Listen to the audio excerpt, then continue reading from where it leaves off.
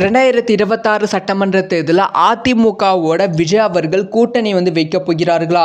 இதை பற்றி சோஷியல் மீடியாவில் பல பேர் பேசிட்டு இருக்காங்க. முக்கியமாக அதிமுக நிர்வாகிகள் பல இடத்துல சிவனும் சக்தியும் சேர்ந்தா மாசுடா அப்படி சொல்லி போஸ்டர் ஒத்து கொண்டாடி கொண்டு இருக்கிறார்கள். இதுக்கான காரணம் என்ன அப்படின்னு பார்க்கலாம். அதாவது விஜய் அவர்கள் 234 தொகுதியிலும் தன்னோட பிரச்சார பயணத்தை ஆரம்பித்து விட்டார்கள். திருச்சி, நாமக்கல்ல தன்னோட பிரச்சாரத்தை பண்ணியிருக்காங்க. அரியலூரில் பண்ணியிருக்காங்க. இந்த பிரச்சார பயணத்தில் விஜய் அவர்கள் தொடர்ந்து திமுகவை வெற்றி செஞ்சுட்டு இருக்காங்க. ஒவ்வொரு அமைச்சரையும் வெற்றி செஞ்சுட்டு இருக்காங்க. அதே மாதிரி பாஜகவை லைட்டாக தட்டி பேசிட்டு இருக்காங்க. ஆனால் ஒரு இடத்துல கூட அதிமுக பற்றி விஜய் அவர்கள் எந்த விதமான விஷயமும் பேசாமல் இருக்காங்க. ஒருவேளை அதிமுகவோட கடைசி நிமிஷத்தில் விஜய் அவர்கள் கூட்டணி சேருவதற்கான வாய்ப்புகள் இருக்கு. அதனால தான் விஜய் அவர்கள் இதை பற்றி வாயை திறக்காம இருக்காங்க அப்படின்னு சொல்லப்படுகிறது.